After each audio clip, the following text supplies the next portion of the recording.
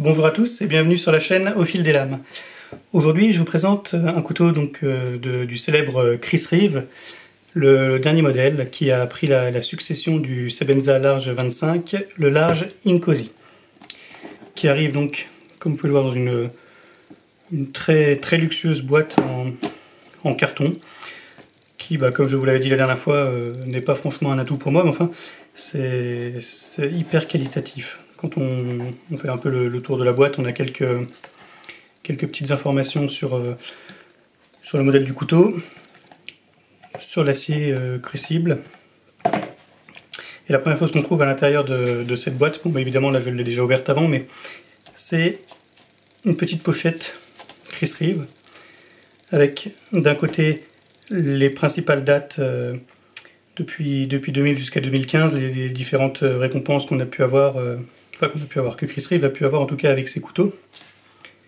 Le désormais célèbre certificat de fabrication du couteau avec la date, donc ici le 27 février 2017, qui est la date du jour où a été produit le couteau. La garantie à vie du produit. La petite carte d'enregistrement. Un petit autocollant Chris Reeve. Et puis un petit récapitulatif du pourquoi, du nom du couteau, etc. Qui veut dire le chef, donc Inkosi, et les différents conseils d'entretien du couteau. Donc ça c'est pour tout ce qui est littérature. À l'intérieur vous avez une petite chamoisine, enfin une grosse chamoisine à la marque de Chris Reeve. Un petit tube de graisse fluorée pour l'entretien du couteau, de la loctite, donc du frein filet pour les vis, deux clés Torx identiques pour démonter l'axe du pivot, et une troisième clé Torx pour les vis du manche ou du clip ceinture. Le tout dans une boîte, donc comme on le disait, assez jolie.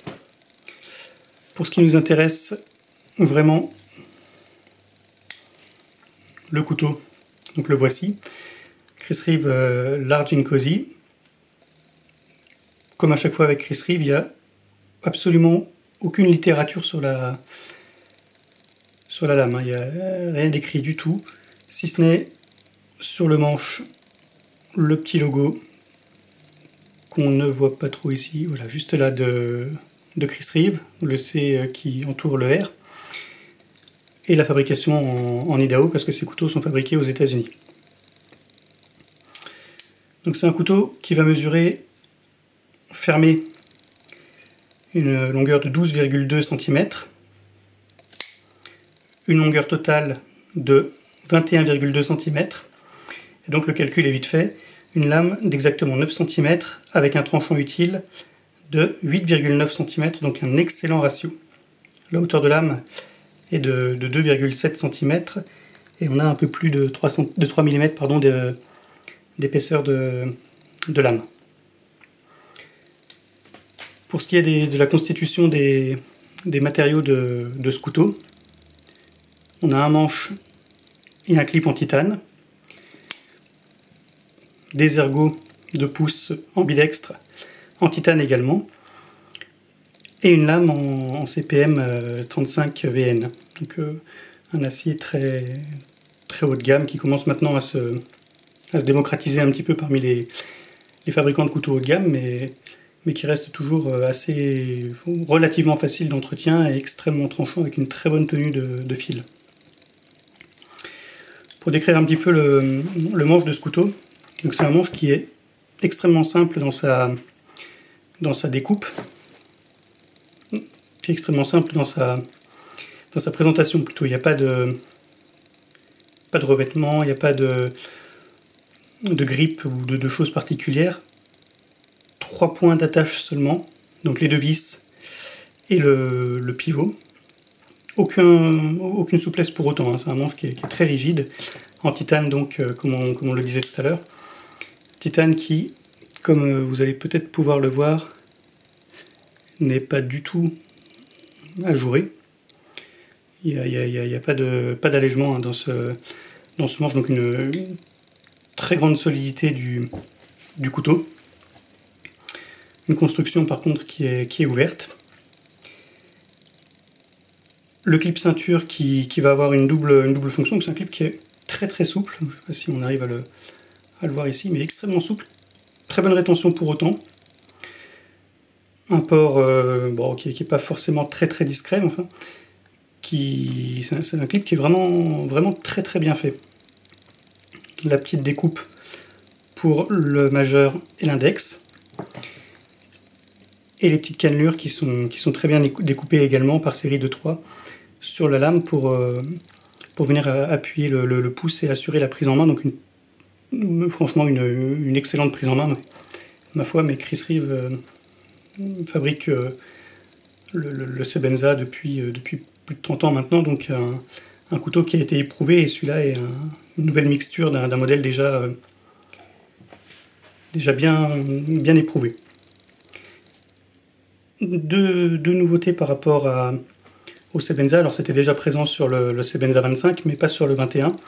C'est que le Reeve Integral Lock qui était présent initialement, qui faisait office de verrouillage de frame, c'est-à-dire l'interface en acier entre le frame lock en titane et la lame, a été remplacé là depuis le Sebenza 25 par une petite bille en céramique. Alors on ne la voit pas. Non, la mise au point ne se fait pas assez. Bon, il va falloir que vous me fassiez confiance. Juste ici, on a une petite bille en céramique technologique d'une dureté de près de 90 HRC, donc c'est extrêmement dur, beaucoup plus dur que les 61 HRC de la lame en acier. Et donc c'est cette petite bille qui fait l'interface entre le titane et le talon de la lame, ce qui donne un verrouillage hyper solide, aucun jeu, mais qui est un verrouillage punctiforme. Et évidemment, une bille aussi dure, il se passe ce qui doit se passer, c'est qu'on a petit à petit, au niveau du talon de la lame, juste ici on le voit, une toute petite usure qui se met en place. Alors pour l'instant, aucun jeu au niveau du couteau, mais on peut supposer que fatalement, à force d'ouvrir et de fermer le couteau, le jeu va se majorer, et que fatalement, à un moment ou à un autre, le lock va s'engager jusqu'au bout, et qu'on aura un peu de jeu qui va s'installer. Autre élément que je trouve un petit peu dommage, c'est qu'on n'a pas de vrai lock bar stabiliseur. C'est le clip ceinture qui va faire office de stabilisateur du frame en ouverture pour éviter la déformation plastique. Donc évidemment ça fonctionne pas trop mal, hein, puisque le clip est assez rigide pour retenir modérément le lock, mais c'est pas aussi précis que les lock bars stabiliseurs habituels. Une double découpe pour assurer l'élasticité du frame, et puis la vis qui vient lier ensemble les deux plaquettes, qui fait aussi office de passage pour la lanière. Petite critique, sincèrement, moi je suis de base pas très fan de ces petites lanières, mais alors là, on a une qualité du fil qui est franchement pas formidable, un peu comme la qualité de ma mise au point, quoi. Et ça s'use assez facilement. Moi je l'ai un petit peu porté ce couteau, mais j'ai pas tellement joué avec la lanière, elle est déjà bien usée. Et franchement, pour le prix du couteau et la qualité globale du couteau, on était en droit d'exiger quand même mieux que ça. Voilà donc pour ce qui est du manche, qui est extrêmement bien ajusté, extrêmement bien fini, c'est du Chris Reeve, avec un stop pin, un bloqueur de talon à l'arrière de lame qui est surdimensionné, donc c'est vraiment du solide. Pour en venir à la lame, c'est une lame qui est en émouture plate quasi intégrale, peut-être même discrètement creuse. On a l'impression que plus que plat, c'est même un petit peu creusé de chaque côté de lame. Deux ergots, comme je disais, en titane anodisé, ce qui permet une ouverture ambidextre, tout en sachant que sur ce modèle, on peut choisir le clip gaucher ou droitier, mais on ne peut pas l'interchanger. Donc il faut choisir le bon modèle dès le début. Maintenant, il y a 2 ergots. Sur les premiers modèles, il n'y en avait qu'un seul, du côté que vous aviez choisi.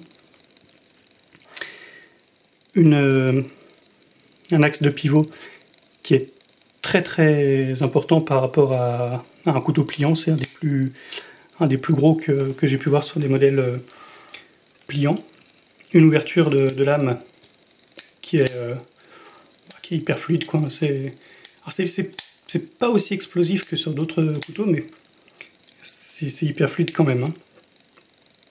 Un profil un petit peu drop point, tombant, et un affûtage qui tient très bien. Même si, pour ce couteau-là, j'ai eu extrêmement de mal à le réaffûter. J'ai dû me servir de mon Spyderco triangle Sharpmaker, ce que j'ai pas l'habitude de faire. Habituellement, c'est plutôt des pierres ou éventuellement la petite DC3 de chez Folkniven. Là, j'ai jamais réussi à avoir un tranchant nickel, alors je sais pas pourquoi. D'habitude, le S35VN, ça me pose pas de problème. Les moutures est relativement facile d'accès, alors j'ai pas d'explication à donner. Peut-être un défaut du détenteur plus que de l'affûteur. Voilà, les petites crénelures sur le dessus qui agrippent bien le pouce sans être trop agressives. Une toute petite découpe là qu'on peut voir sur le dessus de la lame, qui est probablement plus une découpe d'usinage qu'une découpe esthétique. Et une prise en main, donc, comme je le disais tout à l'heure, qui est très bonne, en prise normale. En prise inversée pour tailler un bâton ou autre, ça blesse un petit peu, ça vient blesser un petit peu ces petits ergots là, ces petits crénelages viennent blesser un petit peu dans la paume de la main. Et en prise pique à glace, pareil, aucun souci, c'est vraiment une très très bonne prise en main. J'ai pas précisé, mais ce qui permet l'ouverture, c'est deux rondelles de bronze phosphoré, voilà, qu'on ne devinera peut-être pas, qui sont énormes par rapport à l'axe du couteau. La mise au point ne se fait toujours pas. Ouais, tant pis, faut que je change mon matériel. Donc bon, il va falloir me croire encore une fois sur parole. Les deux rondelles de bronze qu'on commence à apercevoir là sont surdimensionnées. Elles sont creusées de plusieurs découpes qui permettent à la graisse de venir se mettre à l'intérieur et donc d'en stocker une plus grande quantité. Et c'est ce qui permet une fluidité qui est quasi parfaite, hein, de ce couteau. Voilà. Bon, c'est un couteau de gentilhomme, hein, de gentleman, qui, pour autant, est hyper solide, donc il peut servir à tout. C'est un couteau qui peut faire de la randonnée, alors évidemment pas de bâtonnage ou de coupe à la volée avec des pliants, même si la solidité de celui-ci est à toute épreuve, on pourra abîmer quand même le mécanisme. Mais voilà, pour un pique-nique avec des amis, couper un bâton de marche en randonnée, tailler une branche, pourquoi pas, oui, quelques petites coupes à la volée sur des ronces, ou encore au travail pour ouvrir des cartons. On va faire quelques tests de coupe avec du carton, pour couper des petits feuillards, etc. C'est parfait. Donc je vous montre, bon, donc là il a été réaffûté celui-ci parce que je l'ai depuis un petit moment. Mais bon, que ce soit des coupes appuyées ou des coupes tranchant, voilà, on peut vraiment ça passe comme dans du beurre, quoi. C'est incroyablement efficace. Bon, là c'est du carton qui est pas très épais, mais voilà, il n'y a aucun problème. Coupe d'aliments, ça va pas trop mal aussi, mais la lame est un petit peu épaisse et ça fait qu'on arrive à éclater les pommes plus qu'à les couper, mais enfin, on peut sans aucun problème découper tout ce qui nous passe par la main. Voilà. Pour ça, j'ai quelques petits feuillard là que j'ai récupéré d'une précédente commande. Donc pareil, hein. Coupe en appui. Là, c'est un peu trop fin. Mais enfin, ça coupe quand même.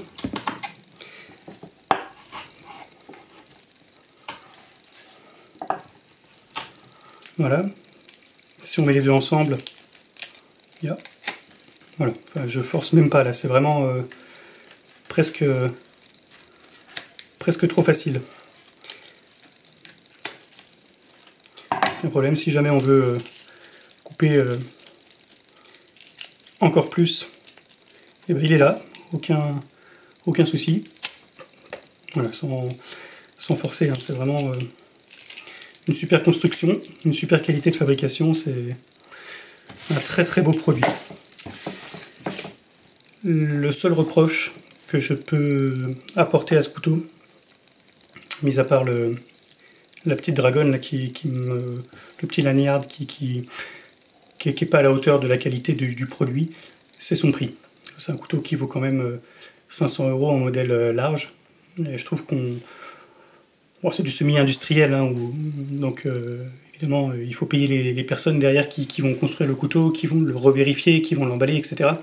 C'est fabriqué aux États-Unis, donc avec des personnes mieux payées bien sûr que dans d'autres pays, et ça c'est une bonne chose.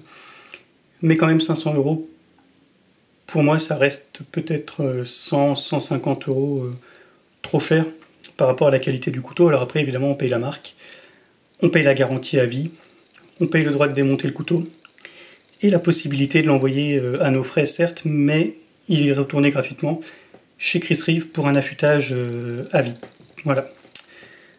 Donc un excellent couteau pour conclure, un petit peu cher, d'excellents matériaux, qualité de fabrication, c'est du custom presque, presque du fait main. Et voilà, couteau à usage plutôt professionnel, randonnée, pique-nique, vraiment usage hyper polyvalent, hyper costaud, hyper élégant, très beau couteau. Voilà, j'espère que cette vidéo vous a plu, et puis on essaie de se retrouver très bientôt pour d'autres modèles. J'en ai encore un petit paquet en réserve. A bientôt sur la chaîne Au Fil des Lames. Salut!